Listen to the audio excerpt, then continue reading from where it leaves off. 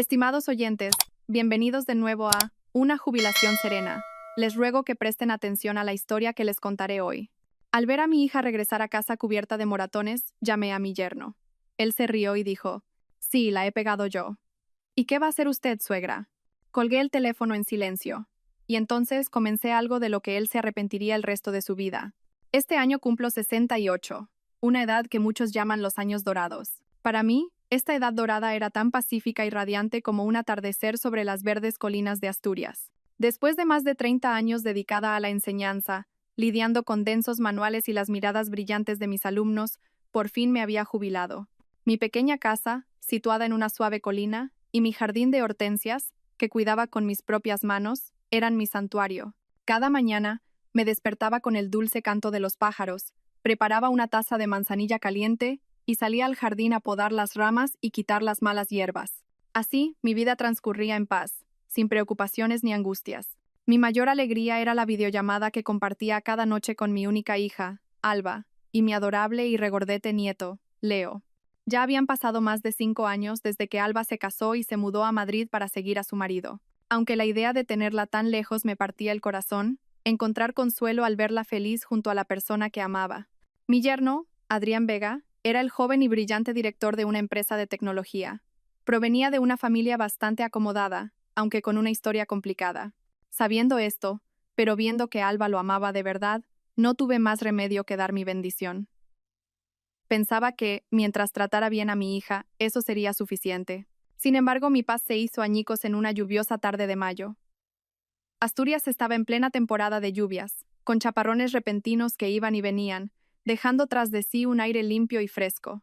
Estaba en el jardín recogiendo unas ramas de rosal caídas por la lluvia cuando oí el chirrido de la verja de hierro. Levanté la cabeza, sorprendida. ¿Quién podría visitarme a estas horas sin avisar? En cuanto la figura familiar de mi hija entró en el patio, sentí que el corazón se me encogía. Era Alba. «Mamá, ya estoy aquí», dijo con una voz débil y apagada, casi un susurro. Tiré las tijeras de podar y corrí hacia ella, pero al acercarme, me detuve en seco. Su aspecto era desolador. Su rostro, antes lleno y de buen color, estaba pálido y demacrado. Sus ojos, hundidos en unas cuencas oscuras, estaban enmarcados por unas ojeras muy marcadas. Lo más extraño era que, a pesar de que el tiempo en Asturias podía ser fresco, llevaba un grueso jersey de cuello alto que le cubría el cuello y la clavícula. En la mano, solo llevaba una pequeña maleta de viaje, con apenas sitio para unas pocas prendas de ropa. «Alba, ¿cómo es que has venido sin avisar? ¿Dónde está Adrián? ¿Y nuestro Leo?», pregunté con urgencia, tomando sus manos frías. Alba evitó mi mirada y bajó la cabeza. «Me han dado unas vacaciones sorpresa en el trabajo, así que he venido a verte unos días. Adrián está muy ocupado con un nuevo proyecto, y hemos dejado a Leo con mi suegra». La explicación parecía plausible, pero mi instinto de madre me gritaba que algo iba terriblemente mal. ¿Por qué venir a verme de una forma tan furtiva? ¿Por qué dejar a Leo con su suegra, cuando siempre insistía en que solo se sentía tranquila si lo cuidaba yo o su abuela paterna? ¿Y por qué tenía esa cara, como si acabara de atravesar el ojo de un huracán? Reprimiendo mis sospechas, la guié hacia el interior de la casa. No quería ponerla más nerviosa. Me esforcé por pensar que simplemente estaba agotada por el trabajo. Fui rápidamente a la cocina y empecé a preparar un reconfortante caldo de pollo, su plato favorito. Mientras cocinaba, le hice preguntas sin parar a propósito. Sobre la vida en Madrid, la empresa de Adrián, si Leo seguía siendo tan tranquilo, intenté crear el ambiente alegre y cálido de siempre, como cada vez que venía a casa, pero Alba solo respondía con monosílabos, sin energía, y de vez en cuando miraba por la ventana como si estuviera en otro mundo. Apenas probó la comida. Tomó un par de cucharadas, dejó los cubiertos y dijo que estaba llena. Verla acurrucada en el sofá, con sus frágiles hombros temblando levemente, me dolía como si alguien me estuviera estrujando el corazón. Lo supe entonces. Detrás de esa expresión forzada se escondía una tormenta inmensa. Una tormenta que mi hija intentaba ocultar desesperadamente, sola.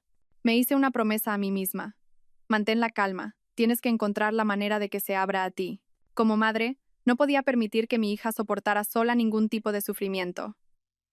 Ese grueso jersey de cuello alto no solo ocultaba su piel, parecía cubrir un secreto doloroso que no se atrevía a afrontar. Esa noche, insté a Alba a que se diera una ducha temprano para relajarse. «Ponte algo de mi ropa, cariño, y yo te lavo la tuya». Ella aceptó sin rechistar, como si no tuviera fuerzas ni para negarse o pensar. Mientras Alba estaba en el baño, abrí su pequeña maleta con la intención de ordenarla. Dentro solo había un pijama, algunos artículos de aseo básicos y un par de prendas para estar por casa. No parecía el equipaje de alguien que viene de vacaciones. Cogí la ropa que acababa de quitarse para meterla en la lavadora. El jersey de cuello alto de color crema todavía estaba tibio. Por costumbre, como he hecho toda mi vida, revisé los bolsillos antes de lavarlo. No había nada, pero al darle la vuelta a la prenda, una pequeña mancha cerca del cuello llamó mi atención. La acerqué a la luz para verla mejor. El corazón se me paró. Era una mancha de sangre seca, oscurecida por el tiempo. Un escalofrío me recorrió todo el cuerpo. El jersey que cubría el cuello, la mancha de sangre en el cuello, el extraño agotamiento de mi hija, todas las piezas dispersas encajaron de repente en mi mente, formando una imagen terrible que me negaba a creer. No puede ser mi hija. Intenté calmarme a la fuerza. Podría haber sido un accidente. Pudo haberse cortado una mano o arañado con algo. No debo sacar conclusiones precipitadas. Metí la ropa en la lavadora, pero mi mente era un caos. Volví al salón y me senté en el sofá, pero las piernas me temblaban. El sonido del agua corriendo en el baño me pareció especialmente desolador. Mi hija estaba ahí dentro, a solo una pared de distancia. Pero ¿por qué la distancia entre nosotras se sentía tan inmensa? ¿Qué me estaba ocultando? Poco después, Alba salió. Llevaba puesto uno de mis pijamas de seda holgados y su largo pelo mojado estaba envuelto en una toalla. Pareció un poco sorprendida al verme sentada en silencio en el salón. «Mamá, ¿todavía no te has acostado?» La miré directamente a los ojos, y con una voz tranquila, muy alejada del tono alegre que había fingido durante el día, le dije, «Alba, ven y siéntate aquí, a mi lado». Ella dudó un momento, pero luego se acercó lentamente y se sentó en el borde del sofá, manteniendo una pequeña distancia conmigo. Respiré hondo, intentando que no me temblara la voz. «He visto una mancha de sangre en tu ropa. ¿Te has hecho daño?» Al oír la palabra sangre, los hombros de Alba se tensaron. Bajó la cabeza bruscamente y entrelazó las manos con fuerza. «No es nada, mamá. Seguramente me manché cocinando. Un descuido». Esa torpe mentira solo hizo crecer el pánico dentro de mí. «¿Cocinando? ¿Cocinando con un jersey de cuello alto?» «Alba, mírame a los ojos y dímelo». Le levanté la barbilla forzándola a mirarme. Sus ojos estaban rojos e inyectados en sangre, a punto de llorar, pero aún así, evitaba mi mirada con obstinación. Su silencio fue como un cuchillo que me apuñalaba el corazón. No pude soportarlo más. ¿Ha sido Adrián? Mi voz se quebró. ¿Te ha pegado él? Mi pregunta fue como un detonante. La barrera que Alba había construido con tanto esfuerzo se derrumbó por completo. Rompió a llorar desconsoladamente. Un llanto contenido durante mucho tiempo estalló en sollozos desgarradores. Enterró la cara en mi regazo, su pequeño cuerpo temblando como una hoja. Yo también, abrazándola con fuerza, dejé que las lágrimas corrieran sin cesar. No hacían falta más preguntas. El llanto de mi hija era la respuesta más dolorosa. Él me pegó, mamá. Me duele mucho, balbuceó Alba, cada palabra un esfuerzo. Con manos temblorosas, le bajé con cuidado el cuello del pijama. Bajo la tenue luz del salón, sobre la piel blanca de su cuello y hombros, aparecieron manchas de moratones recientes de color púrpura y otros más antiguos, ya amarillentos. Cada una de esas marcas era una prueba del pecado del hombre al que mi hija había amado con todo su ser.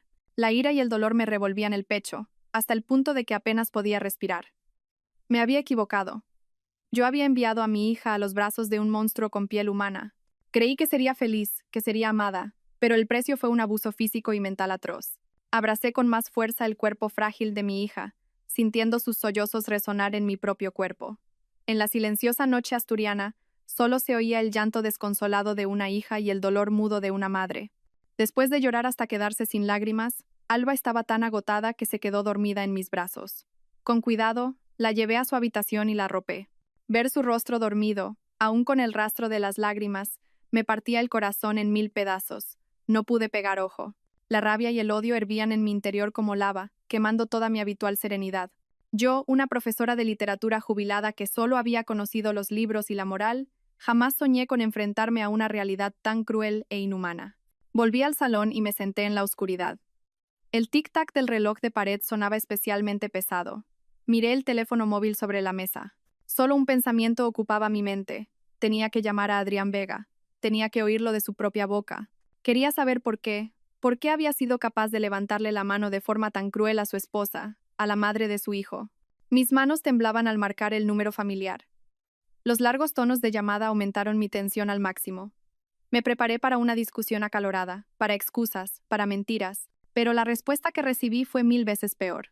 Diga, la voz de Adrián al otro lado sonaba somnolienta y cargada de irritación. Respiré hondo, tratando de recuperar la compostura para que no me temblara la voz. Adrián, soy yo, la madre de Alba. Ah, suegra. ¿Qué pasa a estas horas de la noche? Su voz era completamente plana, sin emoción alguna. Parecía no importarle en absoluto que su esposa no estuviera en casa. La ira volvió a apoderarse de mí. ¿Qué pasa? Alba está aquí, en mi casa. ¿No sabes por qué ha tenido que huir hasta aquí llorando? Hubo un silencio al otro lado de la línea. Pude oír un leve suspiro. Luego, con una calma espeluznante como si nada, dijo: «Ah, se ha ido a su casa. Mejor. Pensaba llamarles en unos días». Su indiferencia me hizo perder el control. Grité al teléfono. «Adrián Vega, ¿qué le has hecho a mi hija? Esos moratones que tiene en el cuerpo, se los has hecho tú, ¿verdad?» Esperaba que lo negara, que dijera que era un malentendido, pero no. Se rió, una risa salvaje y burlona al otro lado del teléfono que me taladró los oídos. Sí, la he pegado yo. Me quedé sorda. No podía creer lo que estaba oyendo. No solo no lo negaba, sino que lo admitía con un descaro absoluto. ¿Por qué?», tartamudeé, con un nudo en la garganta. ¿Por qué? Porque no obedece. Una mujer debe conocer su lugar y hacer caso a su marido. ¿Es que no le enseñó usted eso a su hija? Su voz estaba cargada de desprecio. Se atrevió a desafiarme, a humillarme delante de gente. Un par de tortas no son para tanto. Eres una bestia», grité. Otra risa, esta vez más arrogante. «Insúlteme todo lo que quiera. Pero, suegra, Alba sigue siendo mi mujer. ¿Qué hay de malo en que eduque a mi esposa? ¿Y qué va a hacer usted?» Su última frase fue como un martillazo en mi cabeza. No era una simple confesión, era un desafío. La provocación descarada y cruel de alguien que desprecia la ley y la decencia humana. Él sabía que yo era solo una vieja profesora de pueblo, sin poder ni influencias. Sabía que no podría hacerle nada. Sí, la he pegado yo. ¿Y qué va a hacer usted? Esas palabras resonaban en mi cabeza, carcomiéndome el alma. Colgué. La mano que sostenía el teléfono cayó sin fuerza. Ya no sentía ira. En su lugar, un frío aterrador me envolvió. El dolor y la desesperación iniciales se condensaron en un instante, convirtiéndose en un bloque de odio frío y afilado. En ese momento lo entendí todo. Con un ser como Adrián Vega, el diálogo racional es inútil. La humanidad no existe. A él solo le importa una cosa, él mismo, su reputación y su éxito. Bien, pensé. Si eso es lo que más valoras, seré yo quien lo destruya. Cueste lo que cueste. Tras la llamada, permanecí sentada en el sofá, inmóvil, durante mucho tiempo. La casa estaba sumida en un silencio asfixiante. La tenue luz de la luna dejaba un rastro plateado y frío en el suelo del salón. La noche asturiana era tranquila y pacífica, pero mi corazón era un mar embravecido. La provocación de Adrián no había sido fruto de un arrebato momentáneo. Fue la declaración calculada de alguien que confía ciegamente en su poder y su posición. Creía que el dinero y el estatus podían tapar cualquier pecado, silenciar la justicia. Me levanté y me acerqué lentamente a la ventana. Miré mi jardín. Las hortensias, en plena floración, mostraban sus formas redondas y exuberantes bajo la luz de la luna. He pasado mi vida cultivando cosas bellas. En este jardín, y en las mentes de mis alumnos, les enseñé la conciencia a través de los versos de Antonio Machado y una profunda comprensión del ser humano a través de las novelas de Galdós. Siempre creí que el bien vence al mal, que existe el karma. Pero esa noche, mi fe se tambaleó hasta los cimientos. Mi hija Alba era la obra más hermosa que había cultivado. Le enseñé a ser buena, a amar con sinceridad, y ella lo hizo. Amó a Adrián Vega con un corazón puro, y a cambio recibió una violencia y una traición crueles. No podía ser así. No podía permitir que ese monstruo siguiera evadiendo la justicia, viviendo a cuerpo de rey y construyendo su gloria sobre el sufrimiento de mi hija. Volví a la habitación de Alba. Dormía profundamente, pero su ceño ligeramente fruncido sugería que estaba teniendo una pesadilla. Me senté en el borde de la cama y le aparté un mechón de pelo de la mejilla. Pensaba que sería feliz si mi hija llevaba una vida tranquila, sin grandes lujos. Pero ahora, esa tranquilidad estaba rota en 1000 pedazos. El cielo claro y azul de mi hija estaba cubierto por nubarrones negros. En ese preciso instante, una determinación de acero se forjó en mi interior. No iba a llorar ni a suplicar. No iba a cometer la inútil estupidez de presentarme en su casa y montar un escándalo. Eso solo serviría para humillar más a Alba y darle a ese sádico una sensación de victoria. Tenía que actuar de otra manera. Tenía que usar mi razón, mi serenidad, como un arma. Adrián Vega había subestimado el corazón de esta madre. Me vio como una simple anciana de pueblo. Se equivocaba. Aún no sabía la fuerza aterradora que puede generar el amor de una madre acorralada. No lo destruiría con violencia.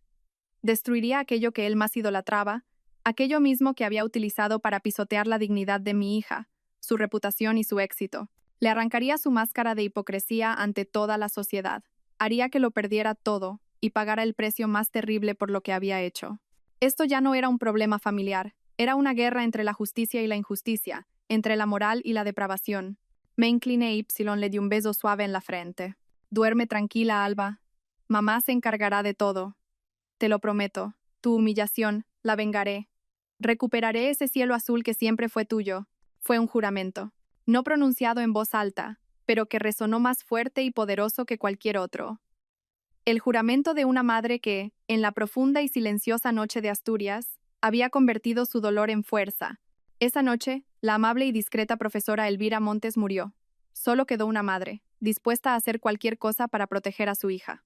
Durante los días siguientes, actué con total normalidad delante de Alba. La cuidé con esmero, le preparé sus comidas favoritas y juntas arreglamos las flores del jardín. Quería que dejara de sufrir por lo ocurrido. Las heridas del cuerpo sanan, pero las del alma necesitan tiempo. Sabía que necesitaba espacio para curarse a sí misma, y yo estaría a su lado como un pilar inquebrantable. Pero por la noche, cuando Alba dormía, los recuerdos dolorosos volvían a asaltarme, carcomiéndome el alma. Me sentaba sola, frente a una taza de té ya fría, y repasaba el pasado que había llevado a mi hija a la tragedia de hoy. Recordé el día en que Alba trajo a Adrián a casa por primera vez. Era un joven apuesto y educado. Vestía un traje caro, hablaba con sofisticación, y la cesta de frutas que trajo como regalo era de la sección gourmet de El Corte Inglés. Parecía culto, ambicioso y que adoraba a mi hija. En ese momento, Alba lo miraba con los ojos llenos de felicidad, completamente enamorada. Verla tan contenta me hizo feliz a mí también. Sin embargo, desde ese primer encuentro, algo no me cuadró. Detrás de su sonrisa perfecta, vi una mirada fría y calculadora.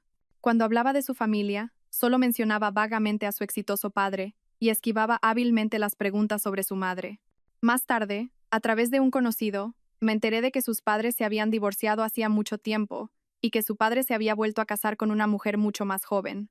Adrián había crecido con su padre y su madrastra, en un entorno materialmente abundante, pero falto de afecto. Quizás ese ambiente complicado fue lo que forjó al hombre ambicioso, pero extremadamente egoísta y cruel, que era ahora. Una vez, intenté expresarle mis dudas a Alba con cautela. Le dije que el matrimonio no es solo cosa de dos personas, sino de dos familias. ¿Podría un hombre sin la base de un hogar cálido darle a mi hija una familia feliz? Pero Alba, ciega de amor, ignoró mis consejos. Mamá, no tengas esos prejuicios. El entorno no determina el carácter de una persona. Él ha sufrido mucho desde niño. Por eso desea más que nadie tener una familia perfecta. Me quiere de verdad, y yo lo quiero a él. Seremos felices. Confía en mí. Ante la firme decisión y el amor apasionado de mi hija, tuve que ceder. Me consolé pensando que quizás estaba exagerando, que mis ideas se habían quedado anticuadas con la edad. Con el único deseo de que fuera feliz, como ella decía, di mi consentimiento para la boda. Su boda fue un evento grandioso en un hotel de 5 estrellas de Madrid. Asistieron muchos amigos y socios de Adrián, y todos felicitaban a Alba, diciendo que era una afortunada por haber encontrado un marido tan capaz y rico. Al ver a mi hija radiante con su espectacular vestido de novia, intenté convencerme de que su elección había sido la correcta. Al principio del matrimonio todo parecía ir bien. Adrián se comportaba como un marido enamorado. Le compró a Alba una buena casa, un coche caro y no le faltaba de nada. Las fotos felices que publicaban en las redes sociales fueron tranquilizando mi corazón, pero todo empezó a cambiar después de que Alba diera luz a Leo. El negocio de Adrián prosperaba día a día. Se convirtió en el CEO de una gran empresa tecnológica, y su círculo social se amplió cada vez más. Llegaba a casa tarde casi todas las noches y viajaba con frecuencia. Alba tuvo que encargarse sola del niño y de la casa, y las peleas de pareja comenzaron. Cada vez que hablábamos por teléfono, notaba la tristeza en la voz de mi hija, aunque siempre intentaba ocultarla con anécdotas alegres sobre Leo. Mi hija siempre defendía a su marido. Está muy ocupado, mamá. Lleva el peso de una gran empresa sobre sus hombros. Tengo que entenderlo.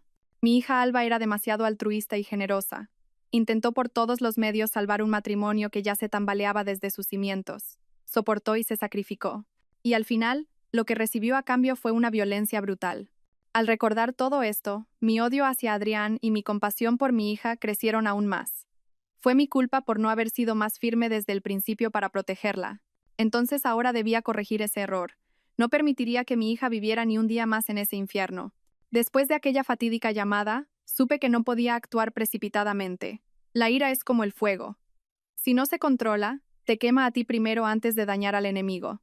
Adrián no era tonto. Era arrogante, pero su arrogancia se asentaba sobre una sólida base de dinero y poder. Si una vieja profesora como yo se limitaba a llorar y suplicar, solo sería el hazmerreír para él. Necesitaba conocer a mi enemigo a la perfección. En silencio, comencé a poner en marcha mi plan. El primer paso era recopilar información. No podía depender únicamente del testimonio entre lágrimas de Alba. Necesitaba información objetiva y externa para tener una visión completa de la situación. Pero, ¿cómo? Yo estaba en Asturias y todo ocurría en Madrid. Recurrí a mi red de contactos. La red de una profesora jubilada no es extensa, pero sí profunda. Me acordé de mi antigua colega Pilar. Se había jubilado y se había mudado a Madrid para estar cerca de su hijo. Su hija regentaba una cafetería bastante conocida en el barrio de Salamanca, un lugar frecuentado por ejecutivos y empresarios. Quizás ella habría oído algo. La llamé con la excusa de ponernos al día, y, de forma natural, saqué el tema de la vida en Madrid. ¡Qué animada es Madrid, Pilar! La gente joven de ahora es increíble. Fíjate en mi yerno. Es el director de una gran empresa de tecnología, trabaja día y noche. El estrés debe de ser terrible. Lo dije con un tono deliberadamente orgulloso y alegre. Pilar, que siempre ha sido directa y le encanta hablar, mordió el anzuelo al instante. Pues sí que tiene talento, Elvira, pero también tiene mala fama. Mi hija me cuenta que entre los jóvenes empresarios se comenta mucho de tu yerno. Dicen que es famoso por serle infiel a su mujer, que casi nunca se le ve con ella. El corazón me dio un vuelco, pero mantuve la voz serena a duras penas. Bueno, serán solo rumores malintencionados. Con una esposa tan guapa y un hijo adorable, ¿quién haría una tontería así? Mujer, nunca se sabe. Mi hija dice que últimamente lo ven mucho con su secretaria. Una chica muy joven y guapa. Dice que no solo se ven por trabajo, que comen solos, van al cine. Todo el mundo murmura que ahí hay algo más que una relación profesional. Cada palabra de Pilar se me clavaba como una aguja en el pecho. No solo violencia, también traición. Mi hija estaba soportando dos tormentos terribles al mismo tiempo. La rabia volvió a subir, pero la razón apenas logró contenerla. Le di las gracias a Pilar, charlamos un poco más y colgué. La información de Pilar no era más que un rumor, pero confirmaba mis peores sospechas, y me daba un objetivo concreto, la secretaria. Esa tercera persona no solo era la prueba de la traición de Adrián, sino que podía ser el eslabón débil para romper su máscara de perfección. Supe cuál era mi siguiente paso. Los rumores no son pruebas. Necesitaba algo que él no pudiera negar. El rumor sobre la infidelidad de Adrián fortaleció aún más mi determinación. No solo tenía que liberar a Alba de ese matrimonio infernal, sino que debía arrancarle su máscara de hipocresía. Pero para eso necesitaba pruebas. Pruebas irrefutables que no pudiera desmentir ni con dinero ni con poder. ¿Cómo podía una vieja profesora en Asturias encontrar pruebas en Madrid? Era imposible que lo siguiera yo misma. Necesitaba ayuda profesional. Agencia de detectives. Esas palabras aparecieron en mi mente. Algo que solo había visto en las películas, jamás imaginé que tendría que recurrir a un servicio así. Pero, ¿a quién acudir? Buscar una agencia cualquiera en Internet era demasiado arriesgado. Podía toparme con gente poco fiable, perder el dinero e incluso ser chantajeada. De nuevo, repasé las páginas de mi memoria, buscando un nombre de confianza. Y entonces, me acordé de Iker. Aquel antiguo alumno mío, un poco problemático. Iker no era un estudiante modelo, más bien era algo rebelde, pero tenía un gran sentido de la lealtad y un corazón noble. Recuerdo haberlo defendido ante el consejo disciplinario de la escuela. Después de graduarse, se hizo policía, pero unos años después dejó el cuerpo y montó su propia empresa de seguridad e investigación privada. Era una opción mucho más segura y fiable. Encontré el número de teléfono de Iker en una vieja y amarillenta agenda. Me tembló un poco el dedo al marcarlo. Tras un par de tonos, una voz masculina, grave y tranquila, respondió. Sí, soy Iker. Iker, soy Elvira Montes, tu profesora. Hubo un silencio de unos segundos al otro lado de la línea, y luego, una voz llena de sorpresa y alegría estalló. Profesora. Dios mío, ¿de verdad es usted? No me lo puedo creer. ¿Cómo está, profesora? La sincera admiración en su voz me reconfortó. Tras un breve intercambio de saludos, aunque con cierta vacilación, fui directa al grano. Iker, te llamo porque necesito pedirte un favor. Es un asunto bastante delicado y que requiere absoluta confidencialidad. Iker captó al instante la seriedad del asunto, y su voz se volvió mucho más profesional. Dígame, profesora, si está en mi mano, haré todo lo posible por ayudarla. Confíe en mí. Respiré hondo y le expliqué la situación. Omití, por supuesto, la parte de la violencia.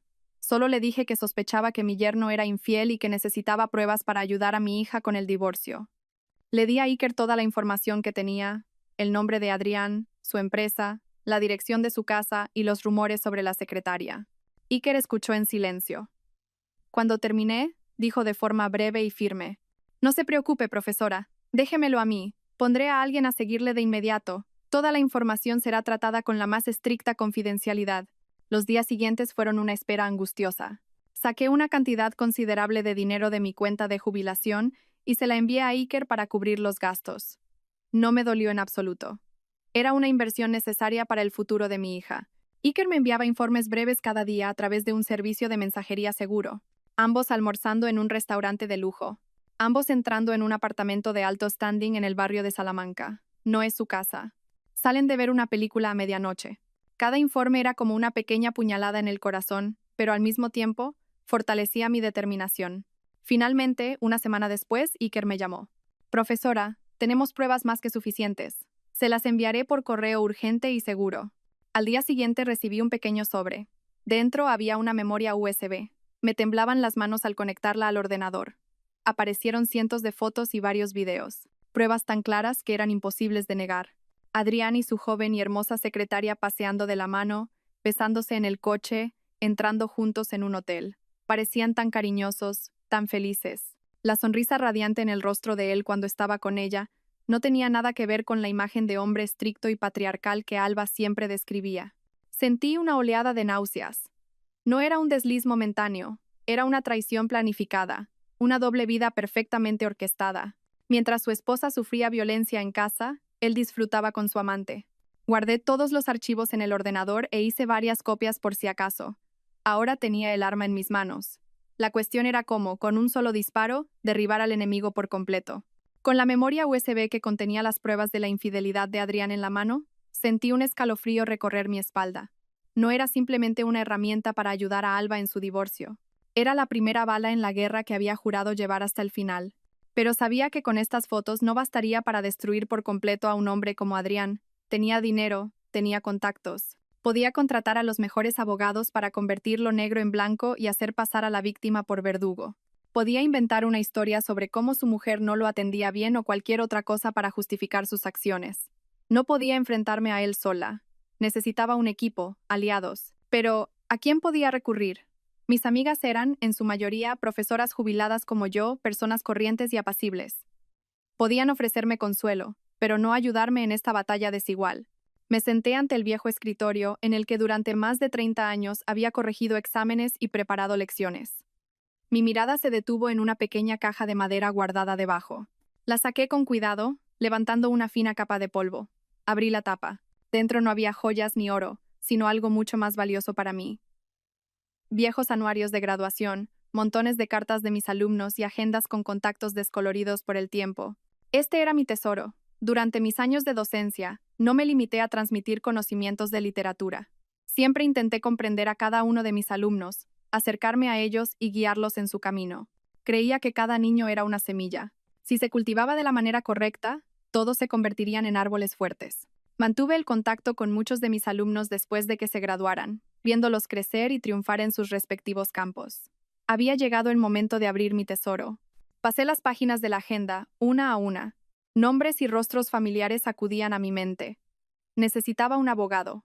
No solo uno competente, sino alguien con convicciones y sentido de la justicia. Me acordé de Gaspar, un alumno pequeño y delgado que llevaba unas gafas gruesas. Apenas hablaba en clase, pero cuando lo hacía, era más agudo y lógico que nadie.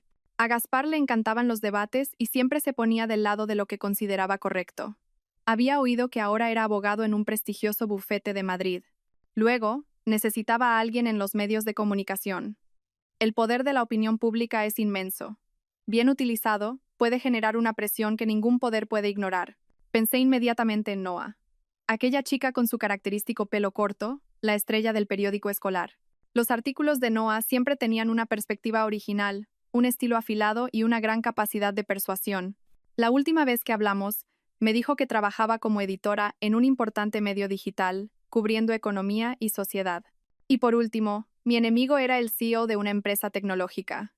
Podía usar la tecnología para ocultar sus crímenes e incluso atacarme a mí. Necesitaba a alguien experto en ese campo para protegerme y encontrar sus puntos débiles. El nombre de Félix vino a mi mente.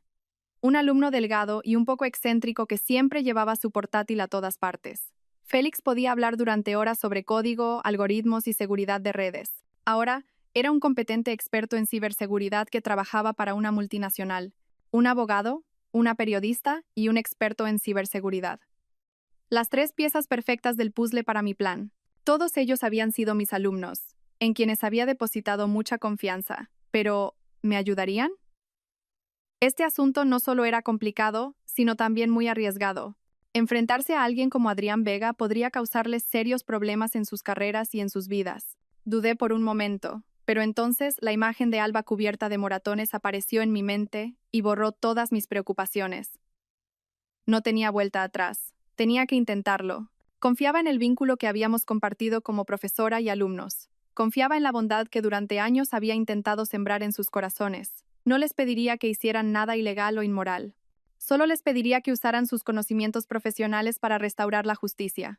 Cogí el teléfono y busqué el número de la primera persona, el abogado, Gaspar. Esa tarde, después de asegurarme de que Alba dormía la siesta, me encerré en mi despacho. Sentada frente a la pila de viejas agendas, mi mente era un torbellino de emociones. Lo que estaba a punto de hacer era una apuesta, confiando todo a la bondad y lealtad de personas con las que no había hablado en décadas. Respiré hondo. Con manos ligeramente temblorosas, busqué el número de Gaspar. Después de un rato, encontré su nombre escrito en una tinta azul desvaída. Gaspar Fuentes. Junto a él, un viejo número de teléfono fijo, y debajo, escrito a bolígrafo, un número de móvil.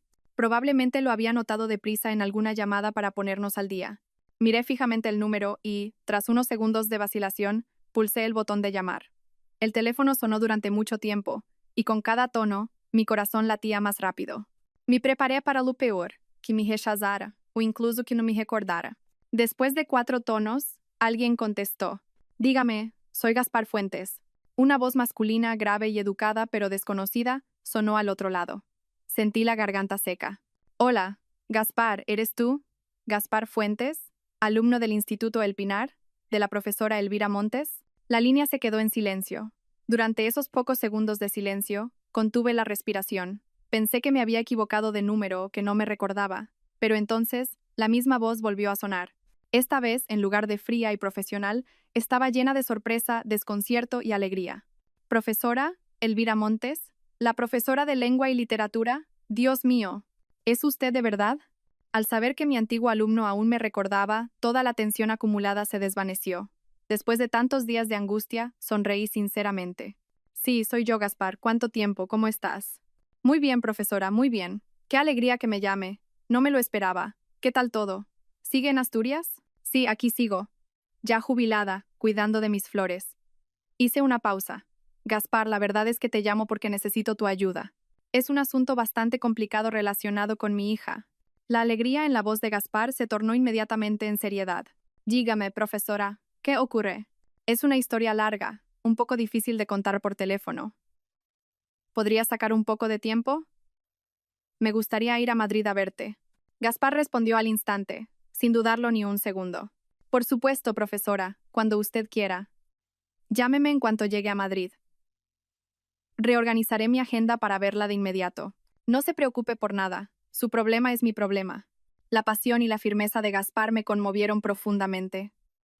Aquel alumno callado y reservado se había convertido en un adulto de confianza. No hizo preguntas curiosas ni mostró signos de molestia. Su problema es mi problema. Esa simple frase fue suficiente para encender una chispa de esperanza en mi corazón. Gracias, Gaspar. De verdad, gracias, dije con la voz un poco quebrada. No tiene por qué darlas, profesora. Para eso estamos. Cuídese mucho y espero su llamada. Al colgar me quedé un momento en blanco. Había sido una llamada corta, pero me había dado una fuerza inmensa. Mi apuesta no había sido en vano. La primera piedra de mi plan estaba sólidamente colocada. El éxito de la llamada a Gaspar me dio ánimos. Sabía que tenía que darme prisa. Esa noche seguí buscando joyas en mis viejas agendas. La siguiente en la lista era Noah. Su número fue fácil de encontrar. Con su carácter extrovertido y su trabajo en los medios, manteníamos el contacto a través de las redes sociales. Había visto que Noah publicaba a menudo artículos mordaces sobre problemas sociales. Confiaba en que la pasión por la justicia que ardía en su corazón seguía tan viva como en sus años de estudiante. Pulsé el botón de videollamada. Pronto, el rostro sonriente de Noah, con su característico pelo corto, apareció en la pantalla. Profesora, qué sorpresa. Justo pensaba llamarla este fin de semana. ¿Echo tanto de menos la manzanilla que preparaba? Exclamó Noah con una gran sonrisa. Ver que mi antigua alumna conservaba su alegría y vitalidad me alivió el corazón. Cuando quieras, muchacha, ven cuando quieras, que te prepararé todo el té que desees. ¿Mucho trabajo últimamente? Pues ya sabe lo de siempre, peleándome con las palabras día y noche. Pero, profesora, ¿le pasa algo? No tiene buena cara. Era tan perspicaz como siempre. No le di más rodeos. Noah, necesito tu ayuda. Es un asunto muy serio. Necesito tu habilidad para escribir, pero sobre todo, necesito tu valentía y tu sentido de la justicia. La sonrisa desapareció del rostro de Noah. Me miró con atención, con una expresión de preocupación. Dígame, profesora, ¿tan grave es? Le conté la historia de Alba. Esta vez fui más específica. Le dije que mi yerno era un CEO famoso, con poder y una amplia red de contactos. Le dije que sería una batalla desigual y que sacar la verdad a la luz podría ser muy peligroso. Noah escuchó mi historia en silencio. A medida que hablaba, su ceño se fruncía cada vez más. Cuando terminé, no respondió de inmediato. Me miró fijamente a través de la pantalla. En sus ojos vi la misma chispa que había visto innumerables veces en sus años de estudiante. La chispa del odio hacia la injusticia. Profesora, dijo Noah, con la voz firme. Fue usted quien me enseñó que la palabra puede ser un arma. Que se puede usar para embellecer el mundo, pero también para desenterrar la oscuridad. Elegí el segundo camino y nunca me he arrepentido. No puedo mirar para otro lado en el caso de Alba. No se preocupe, profesora. No está sola. Estaré con usted hasta el final. Se me llenaron los ojos de lágrimas. Gracias, Noah. No me dé las gracias. Usted me enseñó a escribir la verdad. No puedo permitir que luche sola contra la injusticia. Organicemos una reunión, profesora. Usted, yo y el abogado. Tenemos que vernos. El último era Félix. El caso más difícil. Félix era muy introvertido y no usaba las redes sociales convencionales. Solo tenía una vieja dirección de correo electrónico suya. Dudé un momento, pero decidí escribirle un correo corto, sin muchas esperanzas. Félix, soy tu profesora, Elvira. No sé si todavía usas este correo. Me encuentro con un gran problema relacionado con la tecnología y necesito la ayuda de un experto en ciberseguridad competente y de confianza. Fuiste el primero en quien pensé. Si ves este correo, ¿podrías llamarme a este número? Envié el correo con un nudo en el estómago. Pasó un día y no hubo respuesta. Empecé a desanimarme, pero esa noche, tarde, mientras me preparaba para acostarme, recibí una llamada de un número desconocido. Diga, pregunté con cautela. Profesora, soy Félix. Acabo de leer su correo. La voz de Félix era tan seca como la recordaba, pero fue directo al grano. Estaba tan contenta que no me salían las palabras. Félix, pensé que no lo recibirías. Mi sistema filtra bien los correos desconocidos. Estaba en la carpeta de spam. Acabo de verlo. ¿Tiene problemas con alguien del sector tecnológico? Félix preguntó directamente, sin saludos innecesarios. Su franqueza me inspiró aún más confianza. Le di el nombre de Adrián Vega y el de su empresa. Hubo un breve silencio al otro lado, seguido del sonido de un teclado. Unos segundos después, Félix habló. Conozco a este tipo. Su empresa se especializa en aplicaciones que recopilan datos de los usuarios. Investigaré si tienen alguna vulnerabilidad. Estas empresas suelen tener una seguridad laxa y transacciones financieras opacas. Esa podría ser su debilidad. Entonces, ¿puedes ayudarme? Sí, deme algo de tiempo. Se reunirá en Madrid con el abogado y la periodista, ¿verdad? Dígame la hora y el lugar y allí estaré. Al colgar, suspiré aliviada. Por fin, mi ejército estaba reunido. Un abogado agudo, una periodista valiente y un genio de la ciberseguridad. 3 alumnos, 3 personalidades diferentes, pero todos con el mismo respeto por la justicia. Esa noche, por primera vez desde que Alba regresó, pude dormir en paz. Unos días después, le dije a Alba que tenía que ir a Madrid para arreglar unos papeles de mi pensión. Ella, sin sospechar nada, solo me dijo que tuviera cuidado. Cogí el primer autobús. Mi corazón era una mezcla de preocupación y determinación. El lugar de encuentro era una pequeña cafetería en un callejón tranquilo, elegida por Gaspar. Dijo que era un lugar lo suficientemente privado para hablar. Llegué un poco antes de la hora. La cafetería era sencilla y acogedora. Elegí una mesa en un rincón. Pocos minutos después, llegó Gaspar.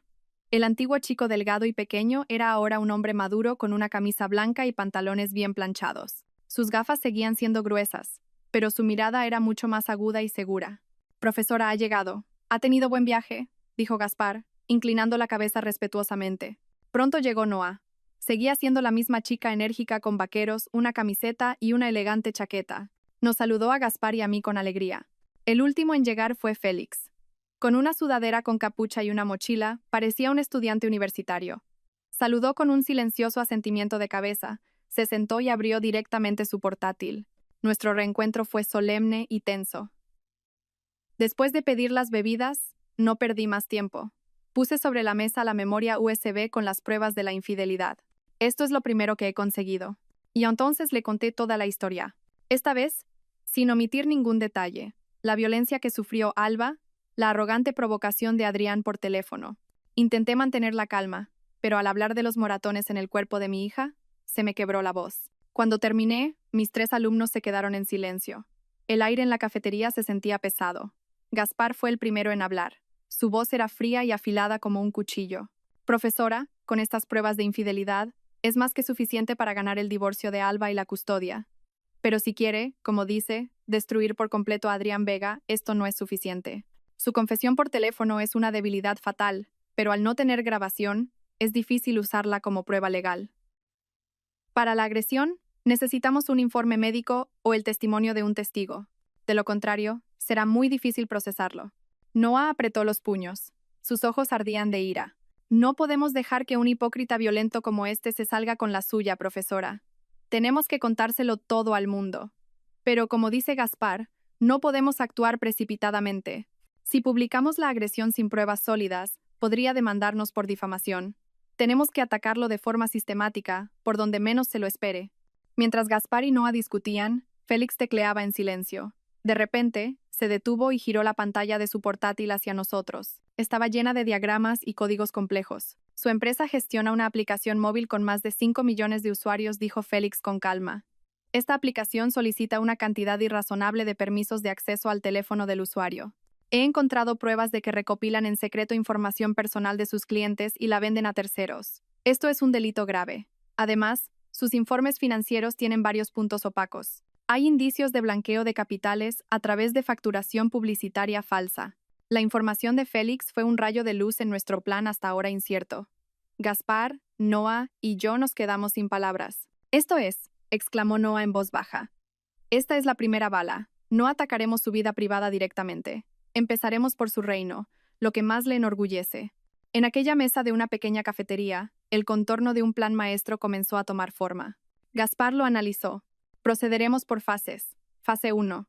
Sacudir los cimientos. Félix filtrará las pruebas técnicas. Noah, ¿puedes usar tus contactos para publicar un análisis anónimo en alguna comunidad de expertos en TI o en un blog de seguridad informática?»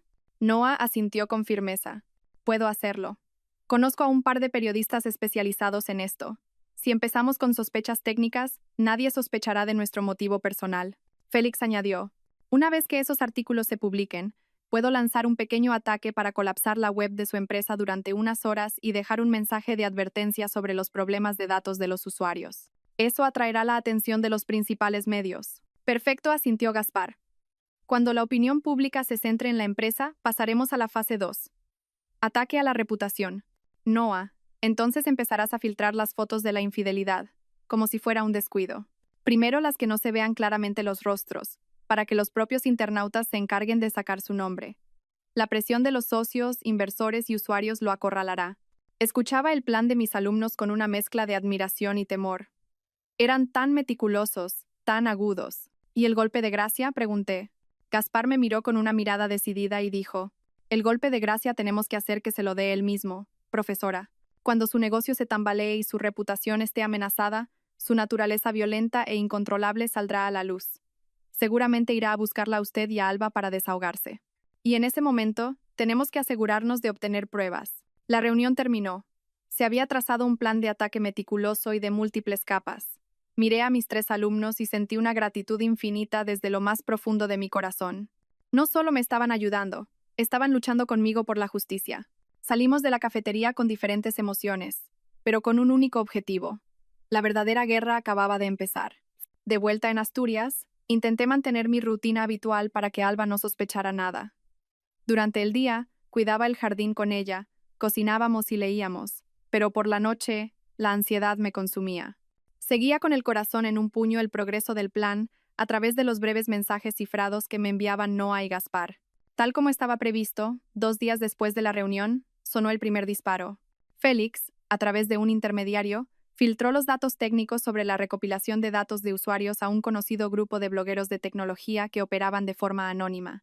Inmediatamente, en una comunidad de expertos en seguridad, apareció un largo y detallado análisis con un título provocador: la app X de la empresa Y, comodidad para ti o una mina de oro para ellos. El artículo no afirmaba directamente que fuera un delito, pero presentaba pruebas irrefutables, como el problema de que la aplicación solicitaba permisos de acceso excesivos y fragmentos de códigos sospechosos que mostraban que los datos se enviaban a servidores desconocidos. El autor lanzaba preguntas incisivas, amplificando la preocupación latente entre los usuarios sobre la privacidad de sus datos. Aunque no entendía mucho de tecnología, la explicación de Noah me hizo comprender que habían encendido la mecha de forma muy astuta.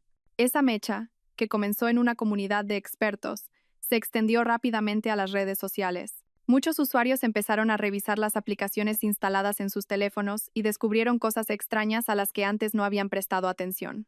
Una ola de sospecha e indignación comenzó a crecer. Unos días después, cuando el tema estaba en su apogeo, Noah lanzó el segundo ataque. Esta vez, en un blog de economía, también de forma anónima, publicó un artículo que planteaba dudas sobre la opaca captación de inversores de la empresa de Adrián y los contratos publicitarios anormalmente altos. El artículo analizaba los informes financieros públicos, señalaba las partes ilógicas y se preguntaba si esto no sería una forma sofisticada de blanqueo de capitales. Los 2 ataques consecutivos crearon una enorme tormenta mediática. Adrián ya no podía quedarse de brazos cruzados. Su empresa emitió inmediatamente un comunicado de prensa, negando todas las acusaciones y afirmando que se trataba de un acto despreciable de la competencia para dañar su reputación. Su equipo de relaciones públicas se esforzó al máximo para calmar la crisis y desviar la opinión pública. Pero justo en ese momento, Félix asestó el tercer golpe. Exactamente a medianoche, la página web de la empresa de Adrián se cayó de repente. En lugar de su elegante interfaz, apareció una pantalla negra con letras blancas en el centro: tus datos no están seguros. Protégete. Esta frase permaneció durante unos 30 minutos y luego desapareció. El sitio web volvió a la normalidad como si nada hubiera pasado, pero esos 30 minutos fueron más que suficientes. Miles de personas hicieron capturas de pantalla, que se difundieron a la velocidad de la luz. Este incidente convirtió la sospecha en una crisis de confianza. Fue como una declaración que confirmaba que todos los artículos anónimos anteriores eran ciertos. A la mañana siguiente, varios medios de comunicación digitales importantes se hicieron eco de la noticia. Esta vez, ya no podían ignorarlo. El nombre de Adrián y su empresa ocuparon las portadas de varios periódicos, no con elogios por su éxito, sino con la palabra escándalo. Leí cada artículo con las manos temblorosas. El plan estaba funcionando a la perfección. La sólida fortaleza que Adrián había construido a su alrededor comenzaba a agrietarse. Antes de que la tormenta sobre los datos y las finanzas amainara, Noah decidió que era el momento de lanzar la segunda ofensiva, dirigida directamente a la reputación personal de Adrián. Era un movimiento muy arriesgado, un paso en falso y podrían ser demandados por difamación. Pero Noah lo calculó todo meticulosamente. No usó las fotos nítidas que Iker había proporcionado. En su lugar, eligió unas cuantas fotos tomadas desde lejos y de baja calidad. Una era de Adrián y la secretaria paseando de espaldas en un resort de lujo. Otra era de los 2 sentados en un coche, donde solo se veía parte del rostro de la mujer y el reconocible reloj de lujo en la muñeca de Adrián. La última foto los mostraba entrando juntos en el vestíbulo de un lujoso apartamento. Noah creó una cuenta anónima en un conocido foro donde se comentaban noticias de famosos y empresarios. Publicó las fotos con un texto sugerente: la historia que sale a la luz. El CEO de la empresa tecnológica de la que todos hablan, pensábamos que solo tenía problemas en los negocios, pero su vida privada es peor. Dejando a su esposa en casa para tener una aventura con su joven secretaria. ¿No os resultan familiares esa espalda y ese reloj? La publicación se hizo a la hora de mayor actividad en Internet, por la noche. El efecto que produjo superó todas las expectativas. Fue como arrojar una cerilla a un barril de pólvora. La publicación se volvió viral en las redes sociales. Los internautas, con sus increíbles habilidades de investigación, se lanzaron al caso de inmediato. Empezaron a comparar el reloj de la foto con el que Adrián llevaba en actos públicos. Descubrieron que el traje que llevaba en la foto era el mismo que había usado en una reciente firma de contrato. Incluso encontraron las redes sociales personales de la secretaria y compararon su figura y peinado con la mujer de la foto. En una sola noche, el nombre de Adrián Vega volvió a ser el centro de todas las conversaciones. Pero esta vez, trascendió el mundo de la tecnología y la economía para llegar al gran público. Las búsquedas de Adrián Vega infidelidad, traidor, CEO amante se dispararon. Yo, en Asturias, no pude dormir en toda la noche. Refrescaba constantemente las redes sociales, leyendo cada comentario. Gente insultándolo, condenándolo y compadeciendo a Alba. El corazón me latía como si fuera a estallar. Por un lado, sentía una satisfacción perversa al ver cómo se desmoronaba su máscara de hipocresía, pero por otro, me dolía por mi hija. La triste historia de mi niña se estaba convirtiendo en el cotilleo de todo el mundo. Me sentí cruel por haber provocado todo esto. A la mañana siguiente, vi a Alba sentada en silencio junto a la ventana. Tenía el móvil en la mano, con la mirada perdida. Supe que había leído las noticias. Me acerqué lentamente y le puse una mano en el hombro. Alba. Alba levantó la cabeza para mirarme. Tenía los ojos rojos e inyectados en sangre. No lloraba, pero su expresión era más dolorosa que el llanto. Mamá. ¿Cómo se ha enterado todo el mundo? ¡Qué vergüenza! La abracé y le acaricié la espalda. No tienes nada de qué avergonzarte. La vergüenza es para el que comete el pecado, no para la víctima. Justo en ese momento, sonó mi teléfono. Era Gaspar. Profesora, ha empezado a contraatacar. Ha enviado burofaxes a través de sus abogados a varios medios importantes, amenazándolos para que retiren los artículos. Pero no pasa nada. Nuestras publicaciones son anónimas y sin pruebas concluyentes. No puede hacer nada. Cuanto más se revuelva, más pensará la gente que, quien se pica, ajos come. Todo está bajo control. Usted mantenga la calma y quédese al lado de Alba. La voz tranquila de Gaspar me tranquilizó. Era cierto. Ahora no podía flaquear. Tenía que ser fuerte para ser el pilar de mi hija. La guerra aún no había terminado. La doble tormenta del escándalo empresarial y la controversia sobre su vida personal asestó un golpe mortal a la imagen de empresario joven, exitoso y visionario que Adrián había cultivado con tanto esmero. Pudo detener algunos artículos de menor importancia con dinero, pero no pudo silenciar los comentarios, ni la boca de los internautas.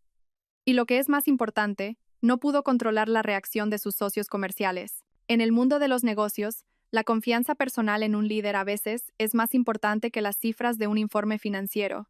Un CEO bajo sospecha de engañar a sus clientes y traicionar a su esposa ya no era un socio fiable. Los primeros en actuar fueron un fondo de inversión de Londres. Habían invertido una cantidad significativa en la empresa de Adrián en la última ronda de financiación. Los inversores extranjeros suelen dar mucha importancia a la ética empresarial y la responsabilidad social. En cuanto estalló el escándalo, enviaron inmediatamente una delegación a España para evaluar la situación de primera mano. La reunión se desarrolló en un ambiente de máxima tensión.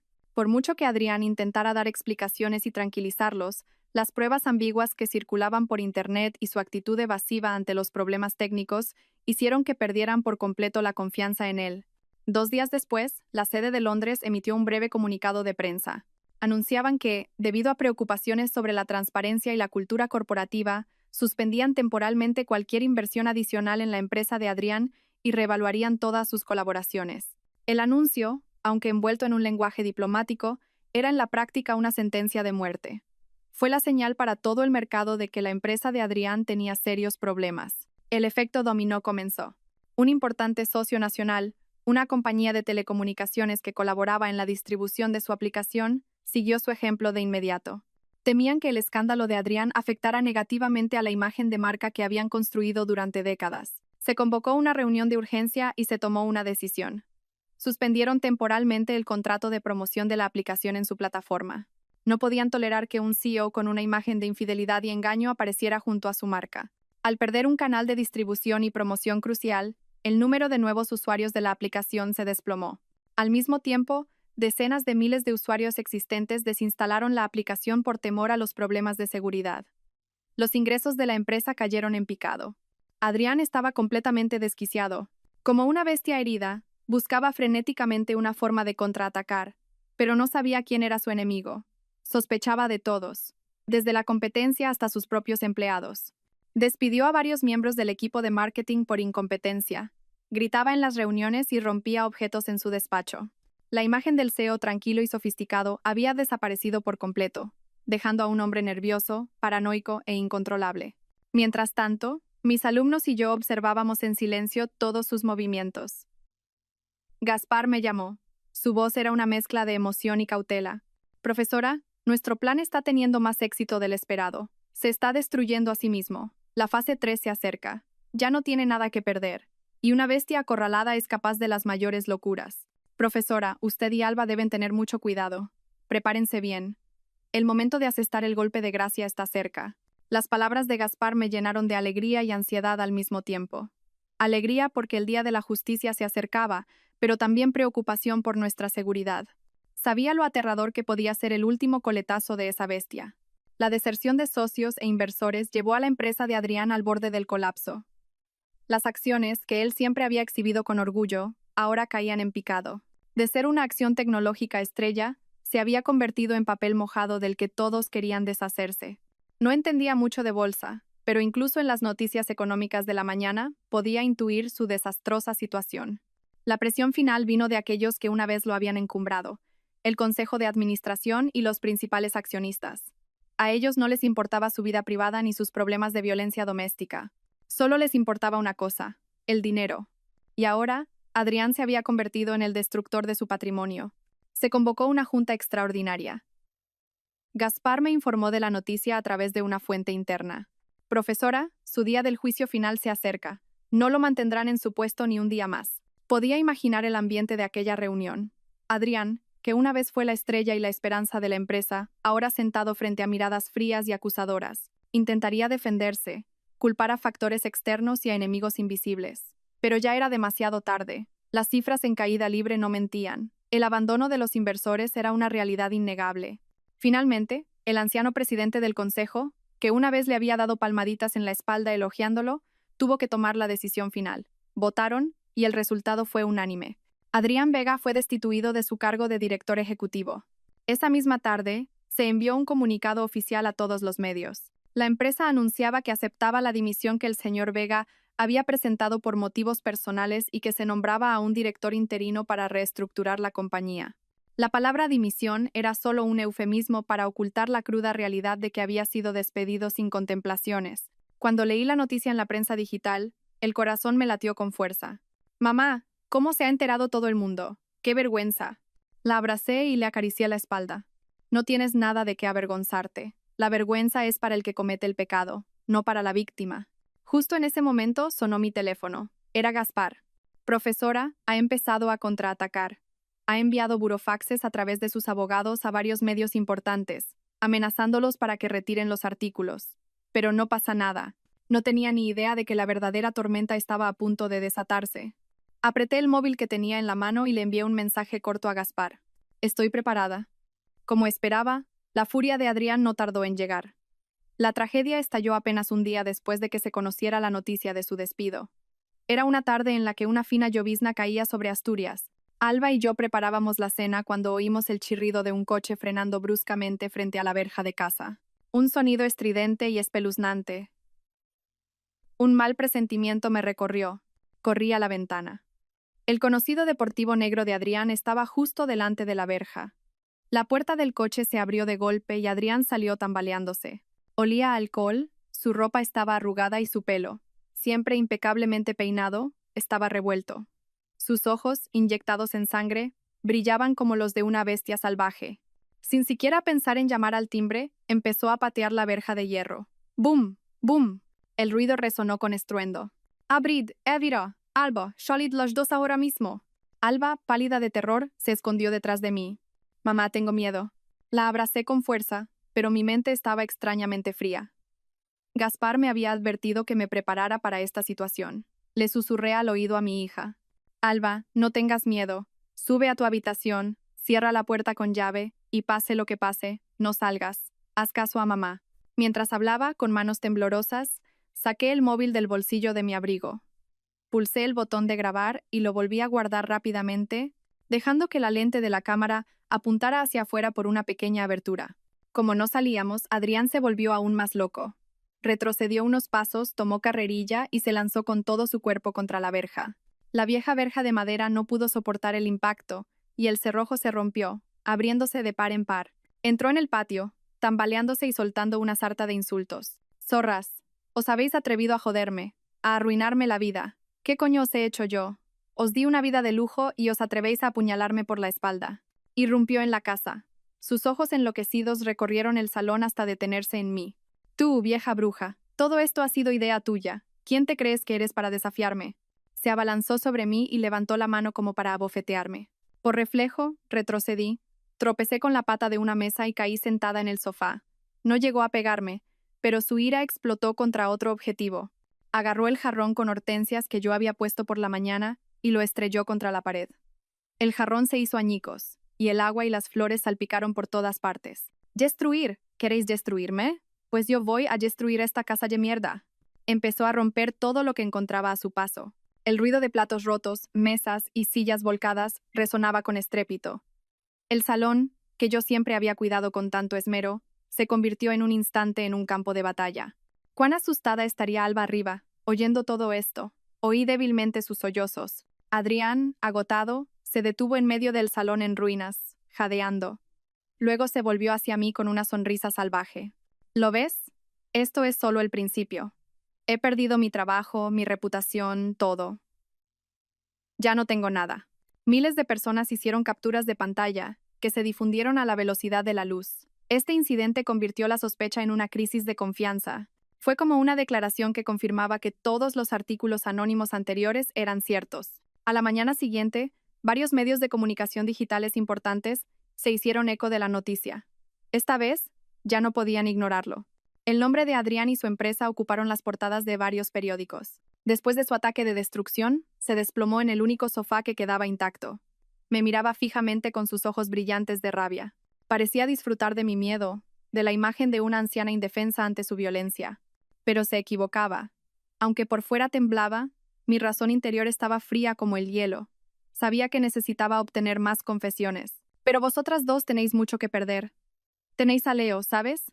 ¿Crees que voy a dejar que lo criéis tan tranquilamente? Iré a juicio. Lo recuperaré. Haré que no volváis a verle la cara en vuestra puta vida. Y la vida de tu hija la voy a destrozar hasta que no pueda ni levantar la cabeza». Cada una de sus crueles amenazas se estaba grabando nítidamente en el móvil que guardaba en el bolsillo de mi abrigo. La furia de Adrián aún no había terminado. Fuiste tú quien educó mal a tu hija y por eso estamos así. Pegar no es educar, repliqué débilmente. ¿Y qué es si no?, gritó levantándose de un salto. Es mi mujer. Tengo derecho. ¿Creéis que podéis hundirme con los rumores de mierda que circulan por internet? Escuchadme bien, volveré a levantarme y entonces os haré sufrir más que si os matara. Justo en ese momento, un grito agudo desde el piso de arriba interrumpió su amenaza. «Fuera, fuera de nuestra casa ahora mismo». Era Alba. Me giré sorprendida hacia las escaleras. No sabía cuánto tiempo llevaba allí, pero ya no era el miedo, sino la ira, lo que la hacía temblar de pies a cabeza. Tenía los ojos rojos e inyectados en sangre, pero su mirada estaba llena de odio y determinación. Ya no era la Alba débil y sumisa que yo conocía. El dolor y la humillación la habían hecho más fuerte que nunca. La aparición y la actitud de Alba sorprendieron incluso a Adrián. Se quedó paralizado un momento, y luego una sonrisa torcida se dibujó en sus labios. «Vaya, la cobarde ha aprendido a gritar. Baja aquí. Vamos a hablar de marido a mujer». «Tú ya no eres mi marido», gritó Alba con voz afilada. «Alguien tan violento y cruel como tú no merece ser marido ni padre. Has arruinado mi vida, ¿y ahora quieres arruinar también la de mi madre? Lárgate antes de que llame a la policía». La palabra policía pareció tocar un nervio en Adrián. A pesar del alcohol y la locura, su naturaleza calculadora no lo había abandonado. Sabía que si llegaba la policía, la situación se volvería extremadamente desfavorable para él. Nos señaló a Alba y a mí, alternando la mirada. Bien. Muy bien. Seguid protegiéndoos la una a la otra. Ya veréis. No os dejaré en paz. Con esas palabras, salió tambaleándose por la puerta. Antes de irse, nos lanzó una última mirada cargada de odio. El portazo de la verja resonó en el silencioso callejón. Solo cuando su coche desapareció, Alba se derrumbó, cubriéndose la cara con las manos y rompiendo a llorar desconsoladamente. Corrí a abrazarla, pero esta vez supe que estas eran lágrimas de liberación y resistencia, estallando después de tanta opresión. La dejé llorar un momento y luego le dije suavemente: «Lo has hecho muy bien, Alba. Has sido muy valiente». Y saqué el móvil del bolsillo de mi abrigo. Pulsé el botón para detener la grabación. Mis manos aún temblaban, pero mi corazón latía con el pulso de la victoria.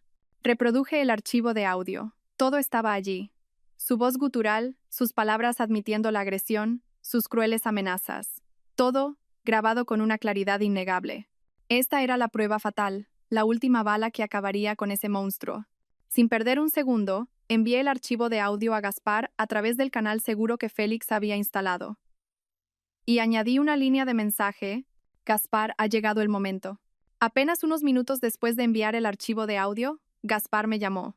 Su voz era una mezcla de la tensión de un abogado ante un caso crucial y la ira de un alumno que escucha que su profesora y su familia han sido amenazadas. «Profesora, lo he escuchado todo. Es increíble. ¿Está usted bien? ¿Y Alba?» «Estoy bien. Alba está un poco asustada. Nada más. ¿Qué hacemos ahora?» Mi voz aún temblaba. «No se preocupe», la voz de Gaspar se volvió dura como el acero, llena de determinación. «Con este archivo de audio, junto con las fotos de la agresión y las pruebas de infidelidad, solicitaré mañana a primera hora una orden de alejamiento de emergencia al juzgado. Con estas pruebas, el juez no tendrá motivos para denegarla. Una vez que se emita la orden, tendrá prohibido acercarse a menos de 100 metros de usted y de Alba. Si la infringe, la policía tendrá autoridad para detenerlo de inmediato». Las palabras de Gaspar me trajeron un alivio que no había sentido en mucho tiempo. Una simple hoja de papel del juzgado se sentía como una muralla invisible que nos protegería de esa bestia feroz. Como dijo Gaspar, a la mañana siguiente completó todos los trámites. A mediodía, me envió una foto de la orden judicial, sellada en rojo por el tribunal. Al ver ese sello, rompí a llorar. Lágrimas de alivio. Por fin la justicia había hablado. Pero eso no era todo.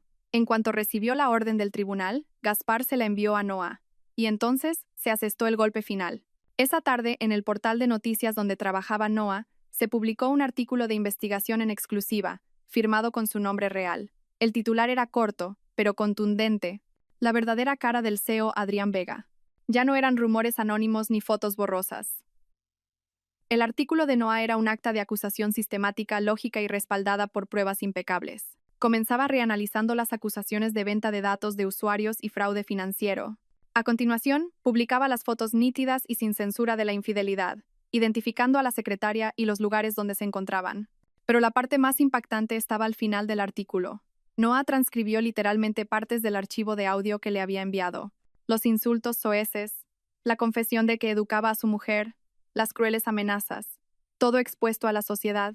Debajo de la transcripción, adjuntó una foto de la orden de alejamiento de emergencia del tribunal, que confirmaba definitivamente la naturaleza violenta y peligrosa de Adrián Vega. En cuanto se publicó el artículo, el impacto fue sin precedentes. No solo se compartió a la velocidad de la luz, sino que todos los demás medios de comunicación importantes se hicieron eco de la noticia, citando el artículo. De la noche a la mañana, Adrián Vega pasó de ser un CEO controvertido a un enemigo público. Ya nadie lo defendía, nadie dudaba. Todo era demasiado evidente. La indignación social alcanzó su punto máximo. La gente no solo estaba horrorizada por su infidelidad, sino también por su violencia y su desprecio por la ley. La caída de Adrián Vega fue total. Perdió su carrera, su reputación, sus relaciones y ahora, a los ojos de todos, incluso su humanidad. Se hundió en el pozo de sus propios pecados. Leí el artículo y los comentarios furiosos de los internautas. No sentí ninguna satisfacción en mi corazón, solo una vaga tristeza. Tristeza por mi hija, y tristeza por un ser humano que había destruido su propia vida por arrogancia y crueldad. La guerra había terminado. Después de que pasara la tormenta mediática, todo se calmó. Adrián Vega desapareció por completo de la vista del público. Ya no le quedaban fuerzas ni voluntad para resistir. Gracias a las pruebas irrefutables que Gaspar presentó ante el tribunal, las pruebas de infidelidad, la grabación de la confesión de la agresión, la orden de alejamiento, el proceso de divorcio de Alba fue sorprendentemente rápido y sencillo. El día del juicio, Adrián no se presentó. Solo acudió su abogado. Su abogado no presentó ninguna objeción y aceptó en silencio todas las demandas de Alba. Probablemente él también sabía que cualquier discusión solo haría que la situación de su cliente fuera aún más miserable. Alba obtuvo la custodia de Leo. En cuanto a los bienes, no pidió mucho, solo una pensión alimenticia razonable para su hijo. Me dijo que quería empezar de cero por sus propios medios, que no quería tener nada que ver con ese dinero sucio. El día que fuimos a Madrid a recoger a Leo, hacía un tiempo maravilloso. El niño, que había estado con sus abuelos paternos, estaba notablemente más delgado. En cuanto nos vio a su madre y a mí, rompió a llorar y corrió hacia nosotras con los brazos abiertos. En el momento en que Alba abrazó a su pequeño y precioso hijo, aspirando el olor familiar de su pelo, supe que mi hija había recuperado la mayor fuerza vital de su vida. Todo el dolor y las heridas parecían derretirse en ese abrazo. De vuelta en Asturias, mi pequeña casa se llenó de nuevo con las risas de un niño. La vida de nuestra nueva familia de 3 fue encontrando poco a poco su lugar. Alba había cambiado mucho. Ya no era la mujer triste y asustada de antes. En su lugar, se percibía la calma y la fortaleza de una mujer que ha superado una tormenta. Pasaba la mayor parte del tiempo cuidando de Leo, dándole todo el amor que no había podido darle durante el tiempo que estuvieron separados. Pero yo sabía que, para que Alba sanara de verdad, necesitaba reencontrarse a sí misma, encontrar su propia independencia y su valor. Una tarde, después de que Leo se durmiera, me senté con mi hija. Alba, ¿has pensado en tus planes para el futuro? Alba me miró con una determinación que nunca antes había visto. Mamá, no puedo vivir dependiendo de ti para siempre. Llevo demasiado tiempo sin hacer nada. He olvidado todo lo que sabía. Quiero volver a estudiar. He encontrado un curso online de marketing digital. Quiero ganar mi propio dinero para criar a Leo y cuidar de ti. Al escuchar a mi hija, no pude contener las lágrimas, pero eran lágrimas de felicidad y orgullo. Mi hija, por fin, se había convertido en una verdadera adulta. A partir de entonces, Alba se volcó en sus estudios. Durante el día, llevaba a Leo a la guardería y se sentaba en su escritorio, absorta en sus clases online. Por la noche, después de que el niño se durmiera, hacía sus tareas hasta tarde. Ver la delgada espalda de mi hija bajo la luz de la lámpara de estudio me llenaba de ternura y orgullo. Sobre las cenizas, poco a poco, estaba reconstruyendo su vida. La vida transcurría así, en paz. Por las mañanas, yo llevaba a mi nieto a la guardería y luego cuidaba del jardín. A mediodía esperaba a que mi hija terminara de estudiar para prepararle la comida, y por la tarde íbamos juntas a recoger a Leo. Y por la noche, los 3 nos reuníamos en la cocina para preparar la cena juntos. Los moratones en el cuerpo de Alba habían desaparecido hacía mucho tiempo, y aunque las heridas de su corazón aún no habían sanado por completo, se estaban curando gradualmente con el amor de la familia, la paz de Asturias y la esperanza de un futuro mejor. El cielo de mi hija, por fin, volvía a estar despejado. Un mes después de que se oficializara el divorcio de Alba, invité a Gaspar, Noah y Félix a Asturias. Les dije que no era una muestra de gratitud, sino una comida familiar.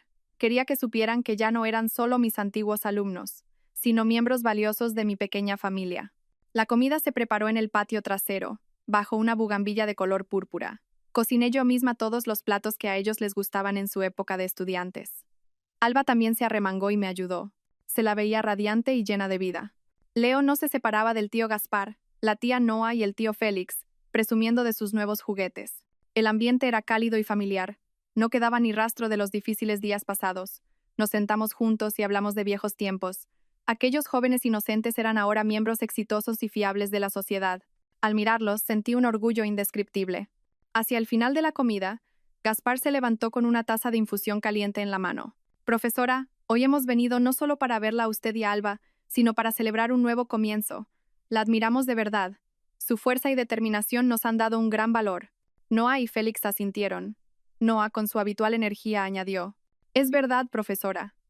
Con este caso, he aprendido una gran lección como periodista.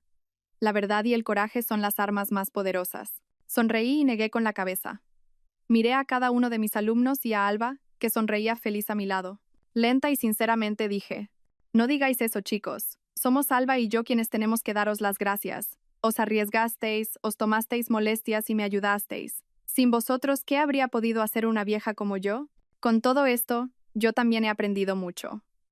Pensaba que, al jubilarme, mi vida solo consistiría en días tranquilos. Pero cuando llegó la tormenta, me di cuenta de que el amor de una madre no tiene edad de jubilación. Cuando un hijo está en apuros, cualquier madre se convierte en una guerrera. Hice una pausa y bebí un sorbo de té. Y también me di cuenta de que el mayor tesoro de un profesor no es su pensión ni su prestigio, sino la justicia que dejan generaciones de alumnos como vosotros. Vosotros sois mi tesoro más preciado. No he hecho nada extraordinario. Solo he hecho lo que cualquier madre haría, devolverle a mi hija un cielo claro y azul. Y vosotros, fuisteis vosotros quienes me ayudasteis a despejar esos nubarrones negros. Nos quedamos un momento en silencio. El sol dorado de la tarde caía sobre el campo de hortensias. Una suave brisa traía el aroma de la hierba y los árboles. La risa clara de Leo resonaba en el aire. Era la verdadera paz. Una paz recuperada con amor, justicia y vínculos sinceros. Lo supe. A partir de mañana, la vida de mi hija y la mía abrirían un nuevo capítulo. Un nuevo capítulo lleno solo de cosas buenas. A todos ustedes, estimados oyentes que han escuchado atentamente hasta el final, les doy mi más sincero agradecimiento. Nos vemos en la próxima entrega. Gracias a todos por seguir. Espero que esta historia despierte su interés por los temas sociales. Si te conmueve, dale like, comenta, comparte y suscríbete a mi canal. Juntos difundamos energía positiva y protejamos la luz. Gracias.